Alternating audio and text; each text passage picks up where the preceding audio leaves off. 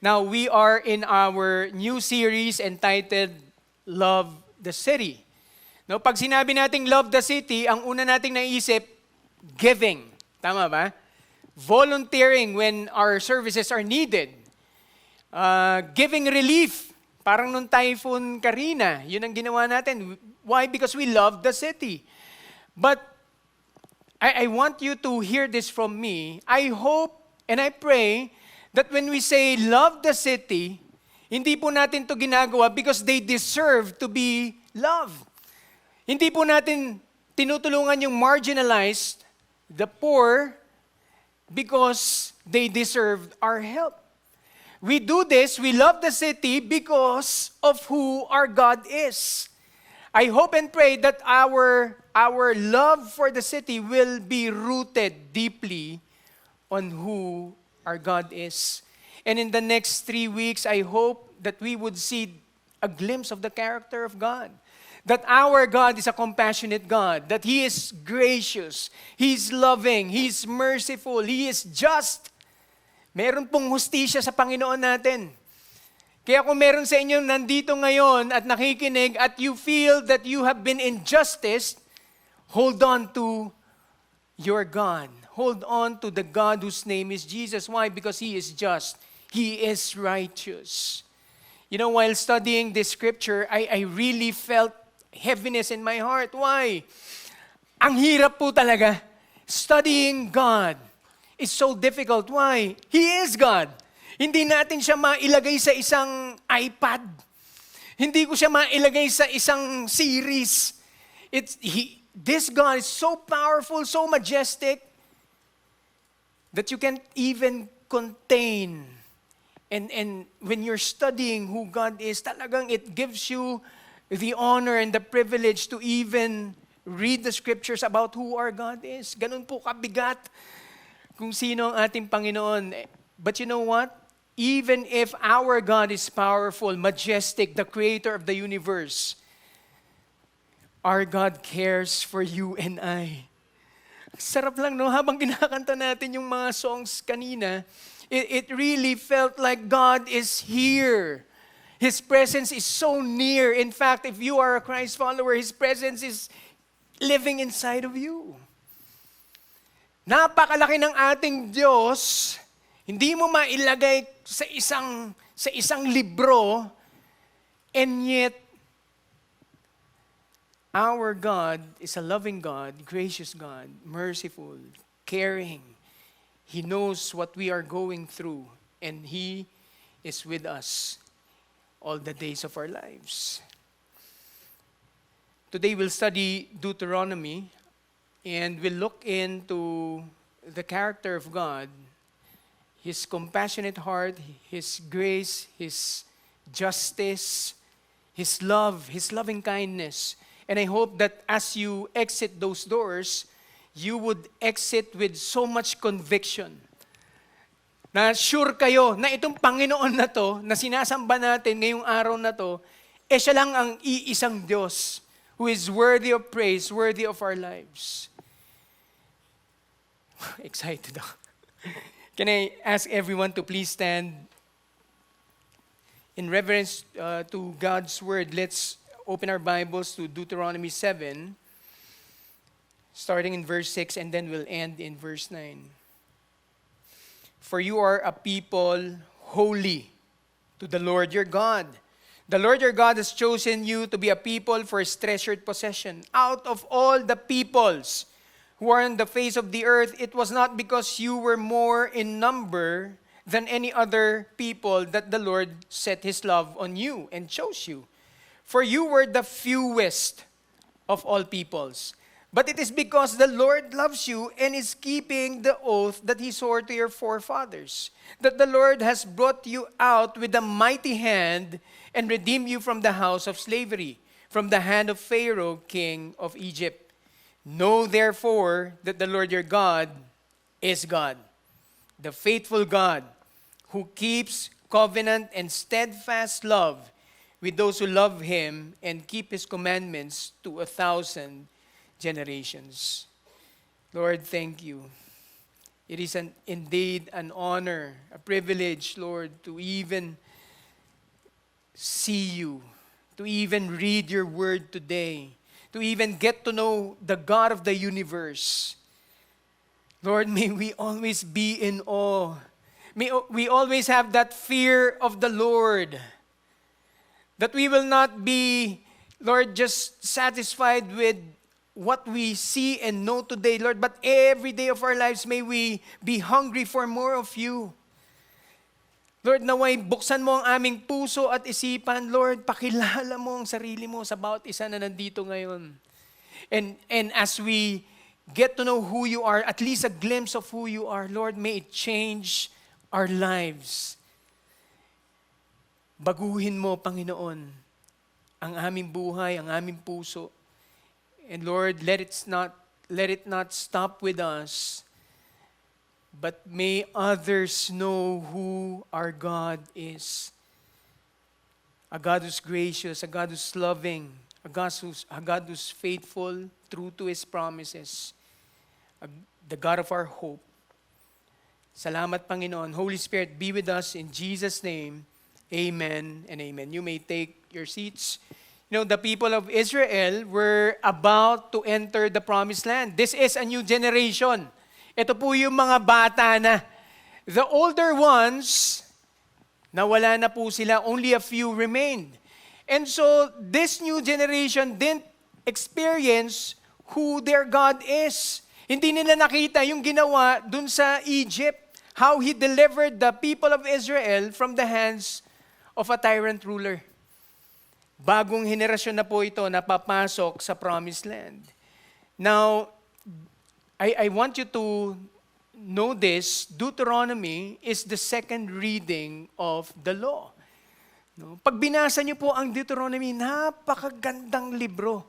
You know, as a Christ follower, ito yung, lalo na in the early years, ito yung mga unang libro na ayoko. Kasi sometimes it sounds boring, and I just skip it. Pagdating sa Leviticus, skip ko na. Pagdating sa Numbers, skip ko ulit. But you know, as you grow in your walk with God and understand the heart of God, ma-appreciate mo yung Deuteronomy. Deuteronomy, as you read through the chapters, contains a lot of reminders of who God is. Paulit-ulit. Bakit ka mo paulit-ulit? Because we are a people who easily forget. Nung umakyat si Moses sa Mount Sinai and when he had been given the 10 Commandments, the 2 tablets, sabi sa kanya ni Lord, bumaba ka na. Bakit? Yung mga tao nag-worship na ng iba. Imagine that. Paglabas sa Egypt, pag-cross sa Red Sea, meron na agad silang sinasambang iba. Ano nangyari? Nainip. Kasi ang tagal ni Moses doon, 40 days, hindi bumababa. And when he went down, they were already worshiping a lot of gods. In fact, gumawa pa sila ng golden calf. Naalala niyo yung kwento na yun? You know, hindi lang po ito dahil hindi lang po Israelites ang gumagawa nun. Even us today. Kaka-receive mo pa lang ng breakthrough, pag may natanggap kang problema kinabukasan, nakakalimutan mo agad yung ginawa ni Lord. Kaya dito sa Deuteronomy, you would really appreciate the love of God for His people. Why? He kept on reminding them, ito ako si Yahweh, kumpleto na ako, wag na kayong humanap ng iba pang Diyos. Lahat ng pangailangan nyo, ako na yon. That's why in Deuteronomy 6, you would see, yun yung announcement ni Moses, Hear, O Israel, the Lord our God, the Lord is one. When you say the Lord is one, it doesn't speak of being united as a triune God, but it speaks of completeness, shalom, nothing missing, kompleto na. You would appreciate that if you know na yung pinanggalingan nila, idol worshippers, yung mga pupuntahan nilang promised land, may same culture, worshiping Baals. So ang reminder sa kanila ni Lord, there is only one God. And I am Yahweh. I am already complete. Ganun naman yata talaga, tama po ba? Pagka marami tayong pangangailangan, let's say you need finances, you approach someone. When you need food, you go to someone. When you need shelter, punta ka dito. Pero ang sinasabi ni Yahweh, lahat ng hinahabol-habol nyo, lahat ng kailangan nyo, ako yun. I will supply all your needs. That's why ang instructions ni God in Deuteronomy 7, 1-5, before this text that we just read, is this. Pag pumasok kayo sa promised land, merong 7 nations, patayin nyo lahat. Eradicate everyone. Huwag kayong magtitira. Somehow, when you read it, parang makikita mo na ang Diyos ay brutal, harsh. Paano na yung mga papatay nila? Ano bang klaseng Diyos to ng Old Testament? Kaya maraming tao, ang tingin nila sa Diyos ng Old Testament, hindi na siya yung Diyos ng New Testament. Iba na. But I want you to hold on to this truth. The God that we are serving today, whose name is Jesus, is the same God of Abraham, Isaac, Jacob, Moses. The same God that we are reading today. Hindi po siya nagbabago. He is the same God. Now, going back, bakit ganun yung way niya? Bakit kailangan patayin yung 7 nations, walang ititira? I want you to listen to this. This is very important as we move on with the story. The reason why God wanted them to be eliminated pag pumasok ng mga Israelites, it's because in His sovereignty, because our God is all-knowing, He saw the future of His children when these 7 nations will not be eradicated totally. In short, pag hindi nila pinatay yan, they will be pulled away from worshiping the one true God.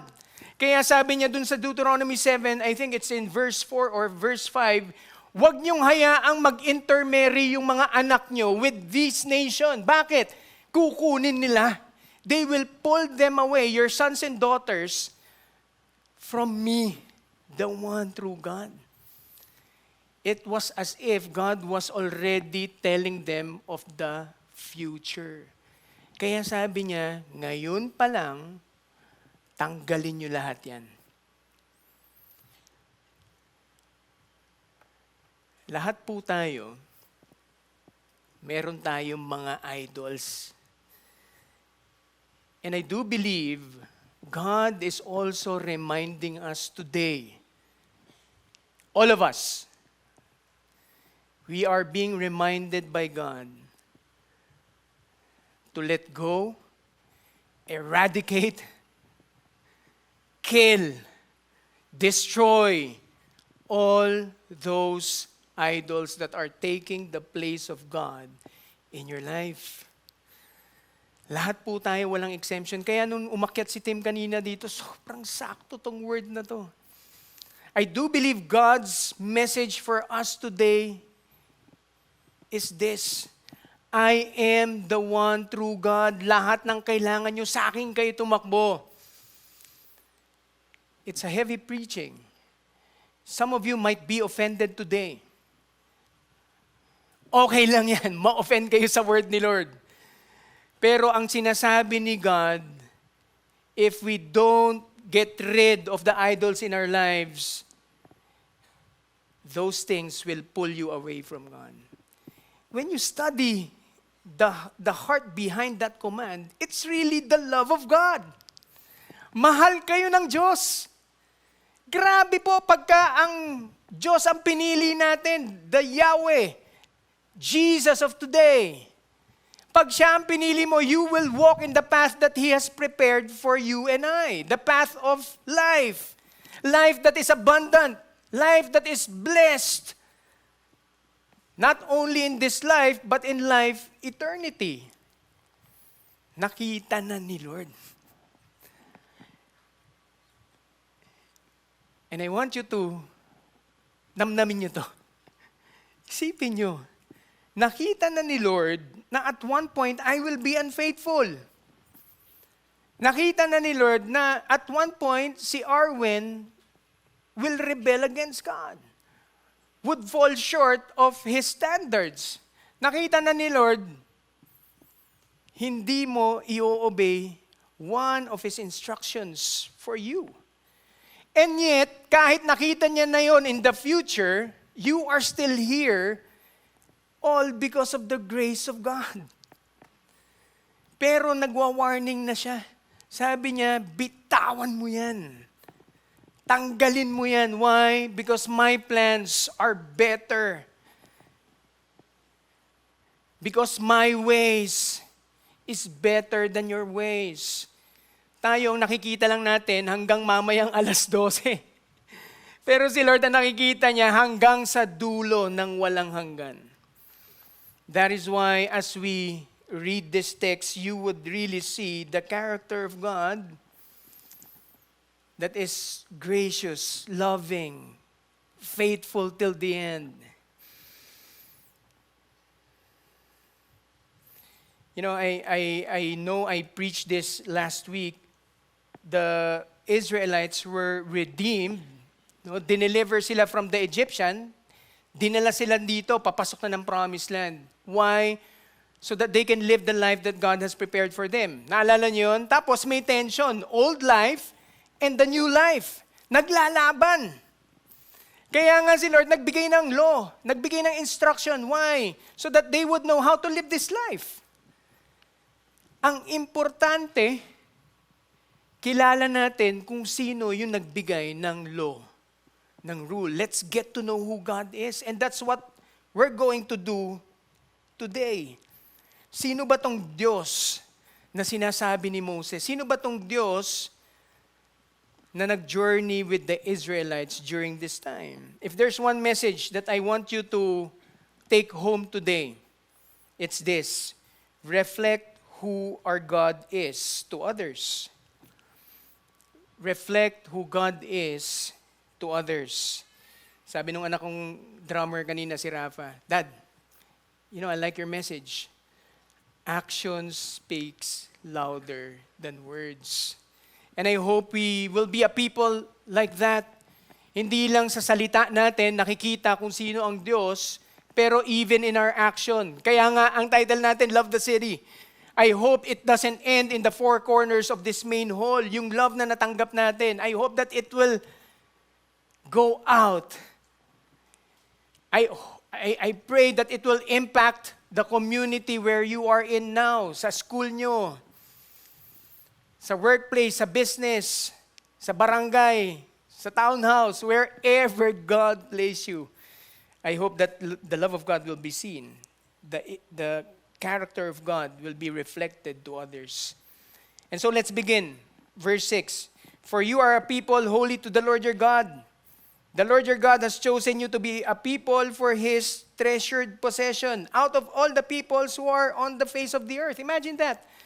Ang daming tao during their time, and yet this minority was chosen by God. The smallest one was chosen by God. It was not because you were more in number than any other people that the Lord set His love on you and chose you, for you were the fewest of all peoples. You know, this is a picture of God's grace.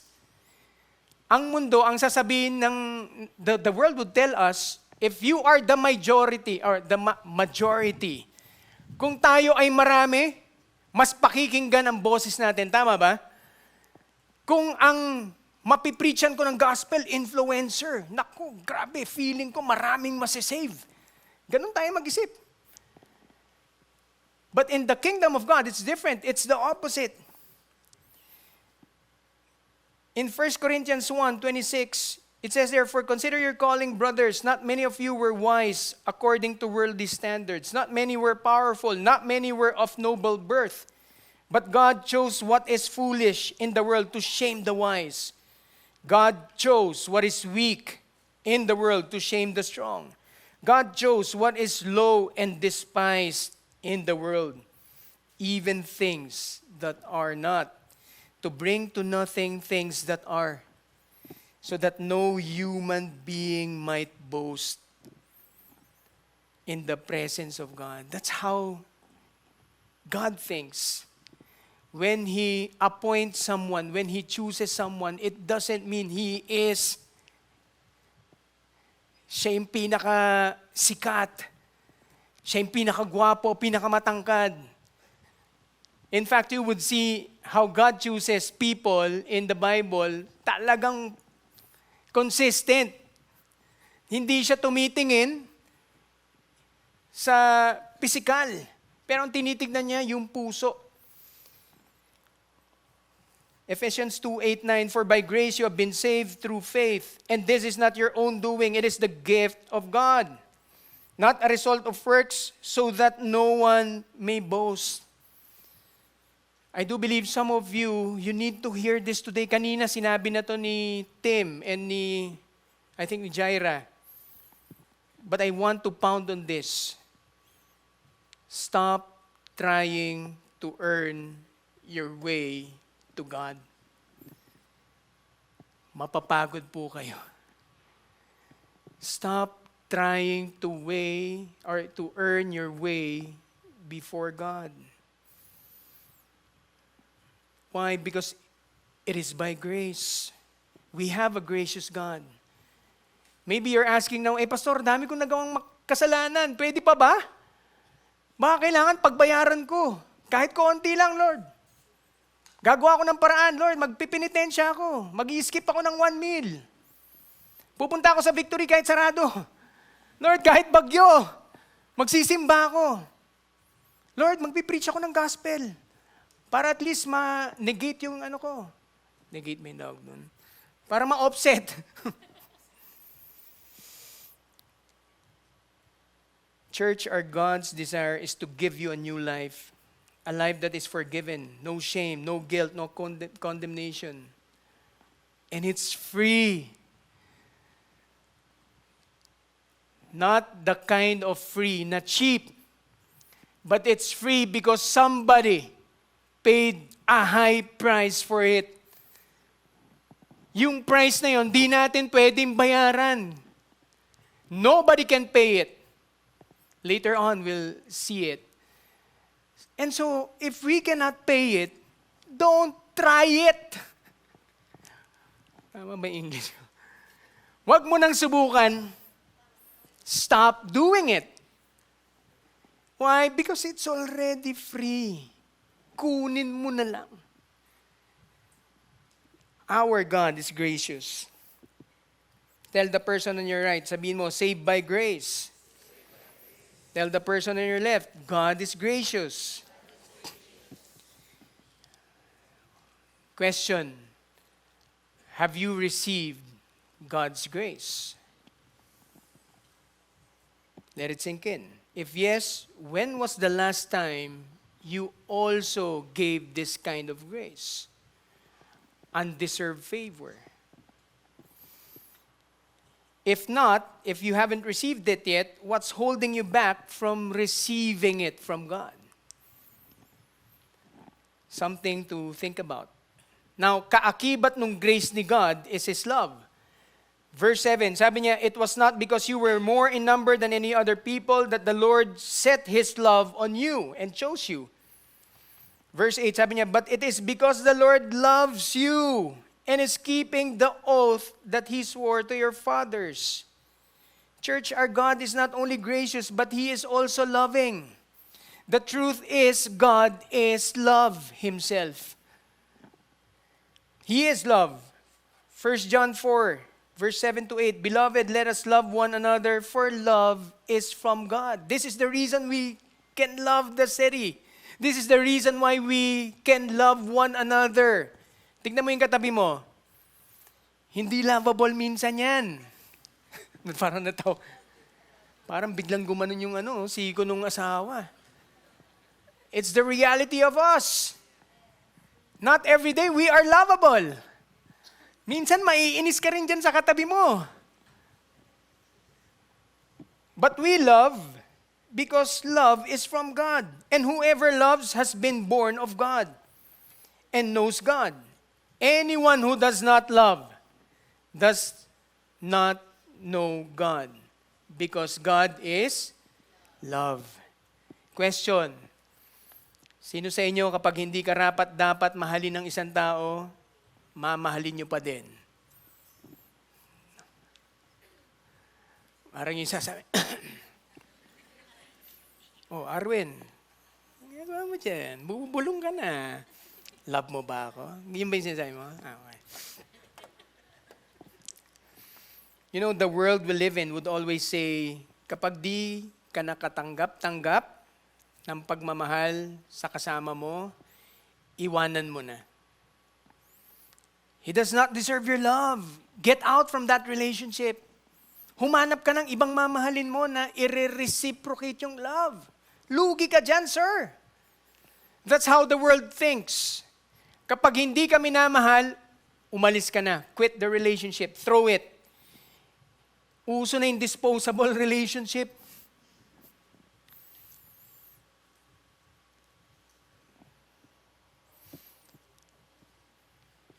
And interestingly and surprisingly, yung ganong mindset, the words that I mentioned, if it's coming from a person who has been hurt, who experienced suffering from the relationship, might really make sense to them. Yung mga ganong perspective about love. Ang hirap po kasing magmahal kapag ka may pain, may suffering, may unfaithfulness. Minsan madali lang sabihin love pa rin kita. Kasi kumuha lang sa'yo ng 10 piso. Kumupit lang sa bulsa mo. Konti lang, pang Jollibee. Sige, okay lang. Pero pagka relationship na yung tinamaan, naging unfaithful yung asawa mo, would you be able to say, I love you still to the end?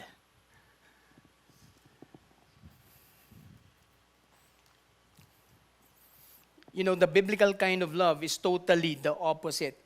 Even in the midst of unfaithfulness and sufferings, even in the midst of not receiving the love that one expects to get from the other person, it will love to the end. You know, while we were having our victory group kaninang umaga, one of our members, si IJ David, he shared a story to us that really shows a picture of what biblical love is. And I've invited him to share a quick testimony so that you would be able to picture it somehow in terms of relationship. Ano ba itong sinasabi na to? IJ David, come on up. Thank you, Pastor Alan.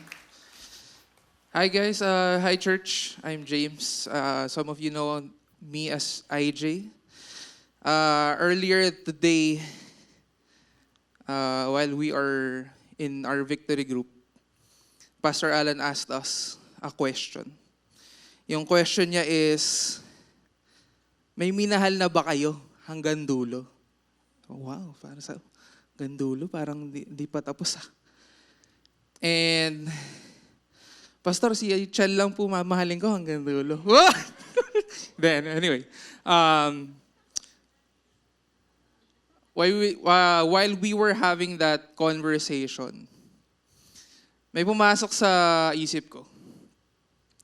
I have a sibling na marami na talaga siyang nagawa na mali. Hi, Gidi. Towards us, towards our family.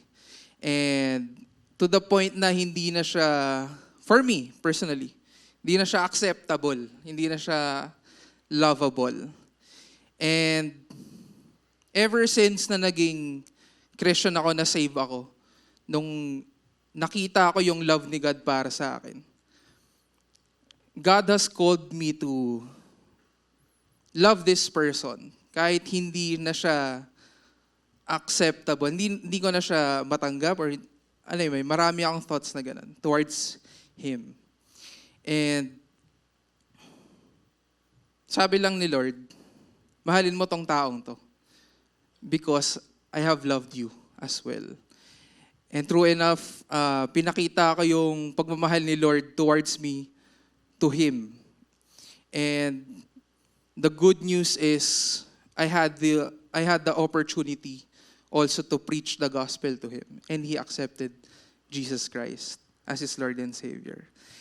And to end lang this story, one thing lang na natutunan ko is God has loved me. God has loved you and I. So we can love other people. Even kahit hindi sila kamahal-mahal, hindi sila katanggap-tanggap. Yun lang, church. Thank you. Come on. Church, ito po yung klase ng pagmamahal na sinasabi ng Bible. The love that we have received through Christ. Not because we are worthy of it and deserving of it. Not because we are lovable. In fact, in Romans 5:8, sabi niya, God shows His love for us in that while we were still sinners, Christ died for us. You know, sometimes it's easy to say this verse. Lalo na pag hindi ikaw yung nandun sa mismong time na kinailangan mong mahalin, yung talagang hindi lovable. It's easy to encourage someone with this verse if you are not the one experiencing it firsthand. But my prayer is this: even if di mo maintindihan bakit kailangan gawin, even if nahihirapan ka to love like Jesus, ask God. Why? Because you know you are a recipient of this same love. Ask God to allow you to understand why in that particular moment. Ask God, why do you need to love? And I do believe He will give you the answer. But even if walang sagot, when you obey this, you would realize, tama yung ginawa mo. Love. Our God is a loving God. Imagine with me now, if this kind of love that we have in our hearts, makita ng mga taong nakapaligid sa atin, makita ng mga taong nandito sa ating city, makita ng tao na makakasalubong mo, they would be curious. They would ask, bakit mo ginagawa to sa akin? Di ko maintindihan. And when that time comes, my prayer is that you will point them back to the true source of love. Point them back to Jesus. We love the city because this is who our God is. Nire-reflect lang natin the love that we receive. Church, demonstrate the love of God. And then when that time comes that you're able to preach the love of God, preach it. Point them back to Jesus. Here's another question. Have you ever received unconditional love? If you have received unconditional love, when was the last time you loved someone even if they don't deserve to be loved? Sarap baunin, no? Let it sink in. Our God is gracious, He is loving, but He is also faithful. Verse 8, but it is because the Lord loves you and is keeping the oath that He swore to your fathers, that the Lord has brought you out with a mighty hand and redeemed you from the house of slavery, from the hand of Pharaoh, king of Egypt. Verse 9, know therefore that the Lord our God, your God, is God, the faithful God, who keeps covenant and steadfast love with those who love Him and keep His commandments to 1,000 generations. Imagine this. Hindi lang siya faithful in the generation today, but throughout all thousands of generations to come.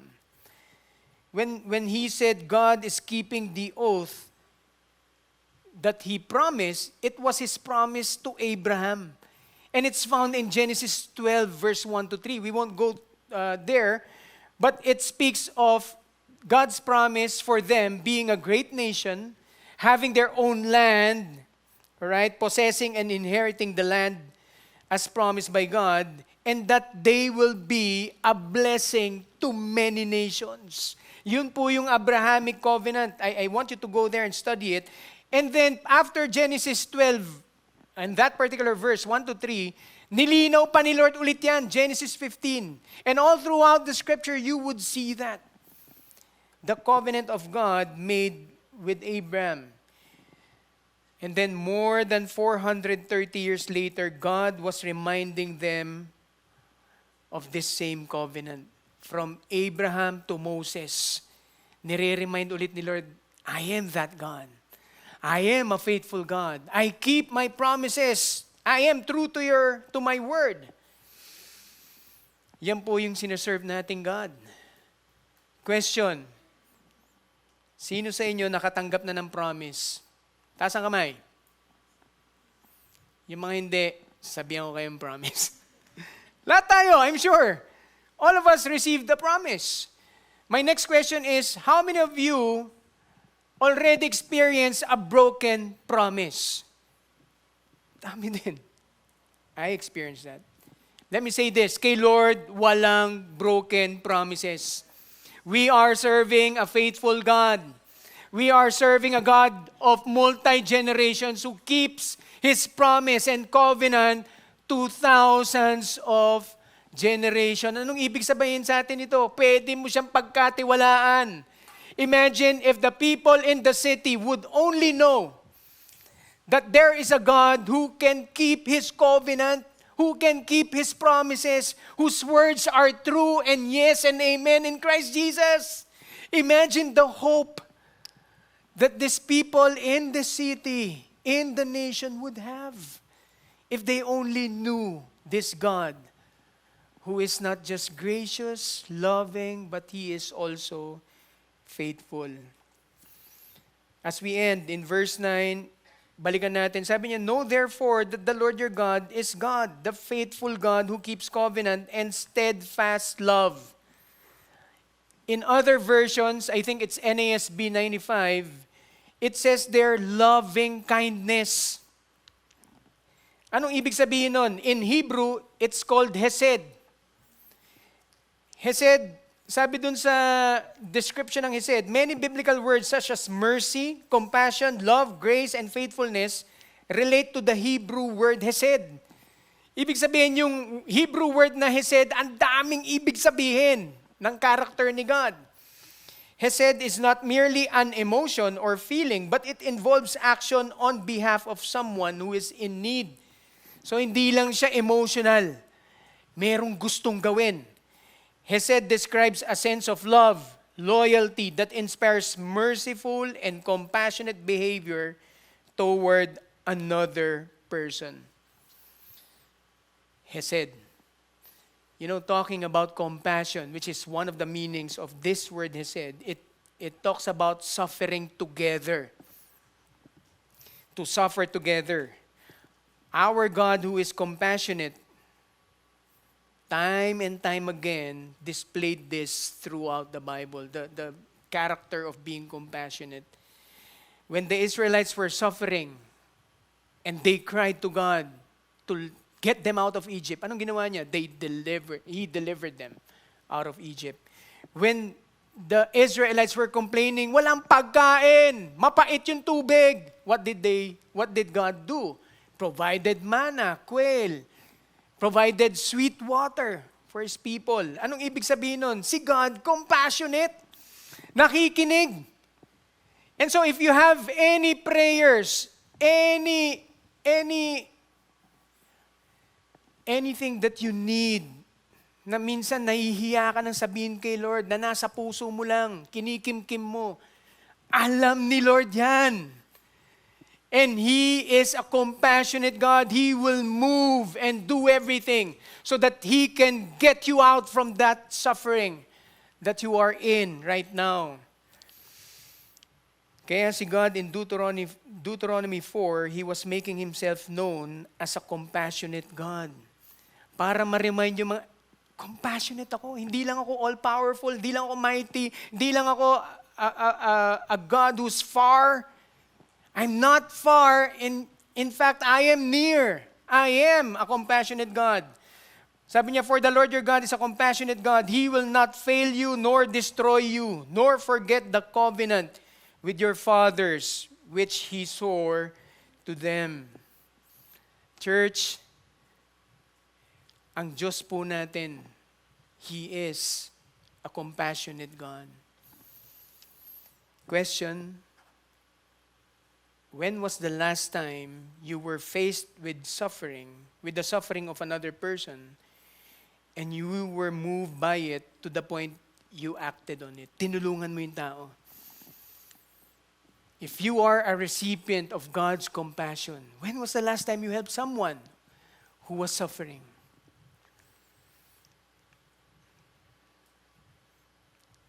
You know, our God is gracious, our God is loving, our God is compassionate, He's faithful. And as Christ followers, we are called to reflect that to others. That's why it's Love the City. But maybe some of you, you're asking or you're saying to yourself now, ang hirap niyan. Gracious, sige, pastor, kaya ko yan. Yung love, the unlovable, the undeserving people, mamahalin ko, faithful, tatry ko. Compassionate, yan, baka kaya ko yan. Compassionate ako, pastor. Mahirap. Mahirap i-reflect who God is.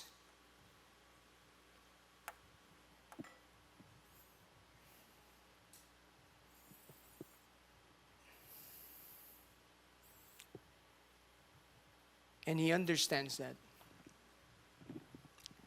He knows it. He knows that His people will have a difficult time to reflect who God is. Kung madaling i-reflect si God, hindi na si God yan. Kung madaling ipakita sa tao kung sino ang Diyos in just one lifetime, baka hindi si God yung nire-reflect natin. But you know, because our God is a gracious God, He is a good God, He is a loving God, He's giving us an opportunity to do it, even if He knows we will fail at one point in our life.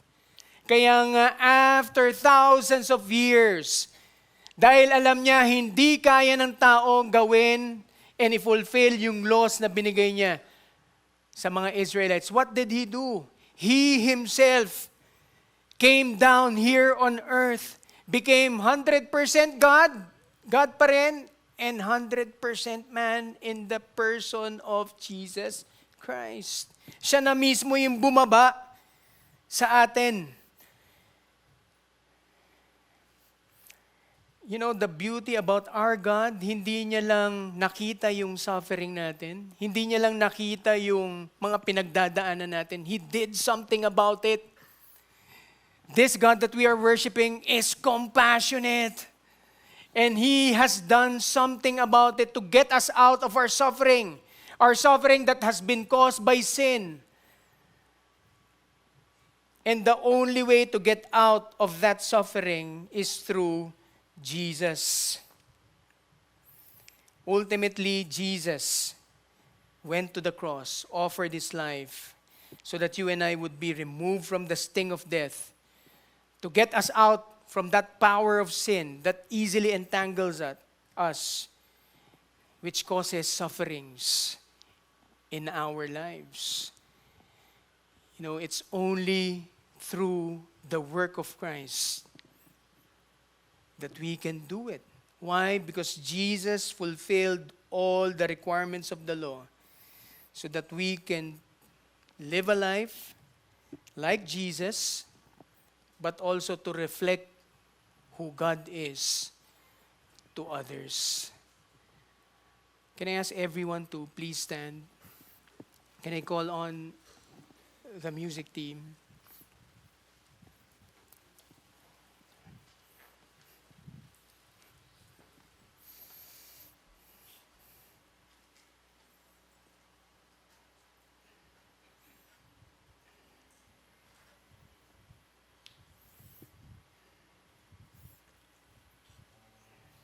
Jesus suffered all kinds of sufferings.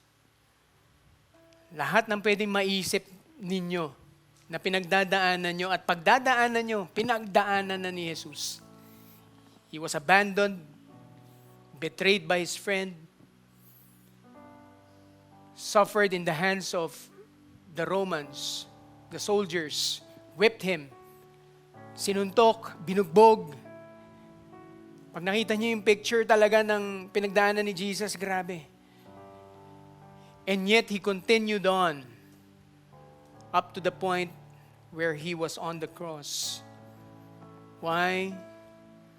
So that we can be brought back to him, and at the same time, so that he